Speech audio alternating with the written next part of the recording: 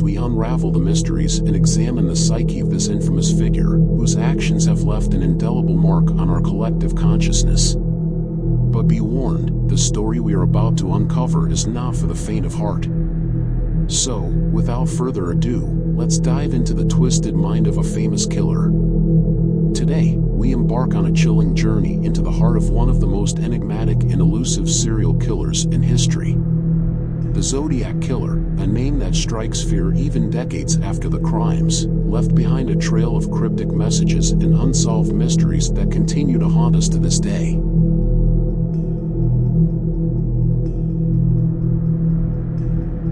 The self-proclaimed Zodiac Killer is directly linked to at least 5 murders in Northern California in 1968 and 1969, with 2 other victims surviving despite serious injuries. However, he might have been responsible for more killings.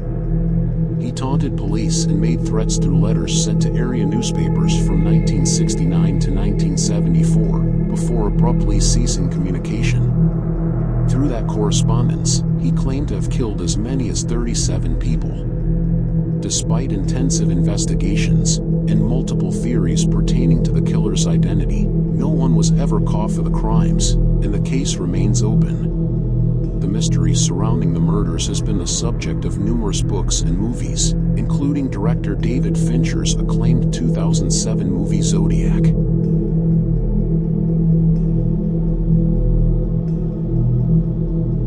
On August 1, 1969, the San Francisco Examiner, San Francisco Chronicle, and Vallejo Times-Herald each received an identical handwritten letter in an envelope without a return address. Beginning, "Dear Editor, I am the killer of the 2 teenagers last Christmas at Lake Herman." The letters contained details from the Zodiac Killer's murders that only the perpetrator could have known. The killer went on to threaten further attacks if the letters weren't printed on the front page of the papers. Each letter closed with a symbol consisting of a circle with a cross through it, in what would come to be known as the Zodiac Killer's symbol. The letters were also each accompanied by one part of a 3-part cipher that he claimed contained his identity. While Bay Area police departments, with the support of the FBI, worked feverishly to track down the killer, another letter soon arrived at the San Francisco Examiner. Beginning, "Dear Editor, this is the Zodiac speaking." It also described the murders in detail and taunted police for not having been able to crack his code or catch him. Several days later, high school teacher Donald Harden and his wife, Betty, were able to solve the cipher. "I like killing people because it is so much fun," it read. "It is more fun than killing wild game in the forest because man is the most dangerous animal of all." 3 days after the 4th known Zodiac killing, the 1969 murder of taxi driver Paul Stine, the San Francisco Chronicle received a letter claiming the crime. Written in the same erratic print as the Zodiac's previous letters, it gave the details of Stine's murder and was accompanied by a bloody scrap of Stine's shirt.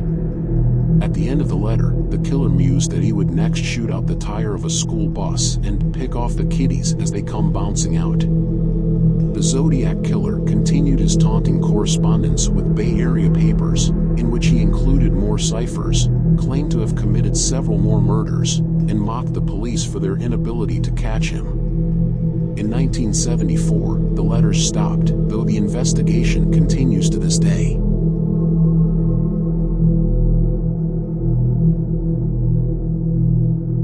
For separate attacks involving 7 people have been definitively attributed to the Zodiac Killer. The first confirmed incident took place on the night of December 20, 1968, when 17-year-old David Faraday and his 16-year-old girlfriend, Betty Lou Jensen, were shot to death near their car at a remote spot on Lake Herman Road, on the outskirts of Vallejo, California. Police were baffled, unable to determine the motive for the crime or a suspect. Early in the morning of July 5, 1969, Darlene Farron, age 22, and her boyfriend, Mike Majo, age 19, were sitting in parked car in a similarly remote Vallejo location when they were approached by a man with a flashlight. The figure fired multiple shots at them, killing Farron and seriously wounding Majo. Within an hour of the incident, a man called the Vallejo Police Department, giving them the location of the crime scene and claiming responsibility for both that attack and the 1968 murders of Faraday and Jensen. Despite evidence that included fingerprints, Mageau's description, the decoded cipher, and a wave of tips and leads, police were unable to track down the Zodiac killer. On the evening of September 27, 1969, he struck again, approaching young couple Cecilia Shepard and Brian Hartnell as they relaxed on an isolated part of the shore of Lake Berryessa in Napa County. Wearing a hood and a shirt bearing a circle cross symbol, he tied them up before brutally stabbing them, scrawling a message for police on their car door and leaving the scene. He then called the Napa Police Department to claim responsibility. Shepard and Hartnell were both in critical condition but alive when emergency services arrived. However, Shepard died of her wounds shortly thereafter.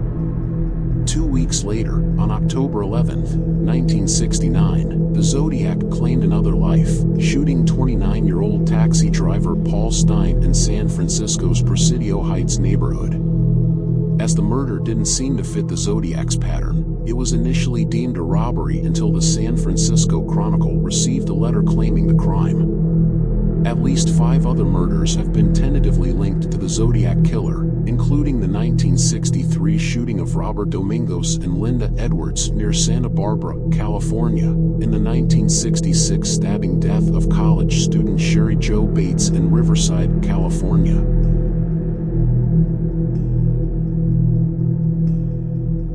With descriptions from witnesses who had seen a man leaving the scene of Paul Stine's 1969 murder, police were able to create and circulate a composite sketch of the killer. But despite mounting evidence and the investigation of numerous suspects, the Zodiac remained at large. More than 5 decades after the Faraday-Jensen murders, no suspect has ever been arrested.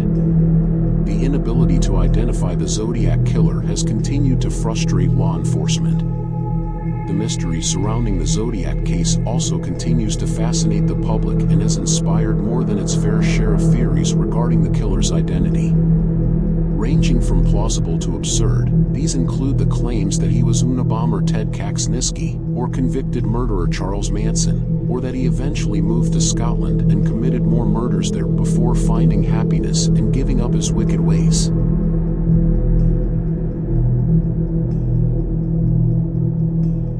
In 2020, after more than 50 years, amateur codebreakers solved the Zodiac killer's cipher.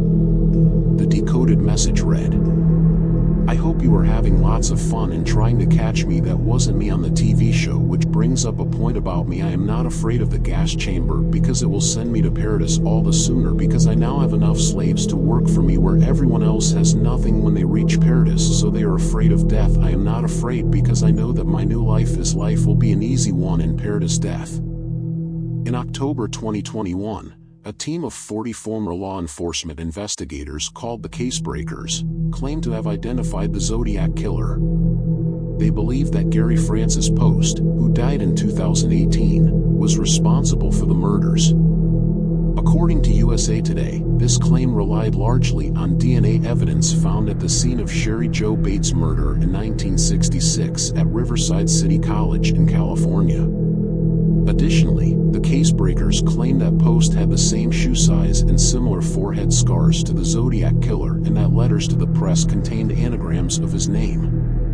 However, police have remained adamant that Bates is not a confirmed victim of the Zodiac killer, meaning Post was not made a suspect. In 2022, author Jarek Kobek wrote an investigative book titled How to Find Zodiac and hypothesized the killer's identity as Paul Dorr, a San Francisco Bay Area man who died in 2007. He found that both Dorr and the Zodiac had shown an interest, through writing, in making homemade bombs, particularly of ammonium nitrate and fertilizer.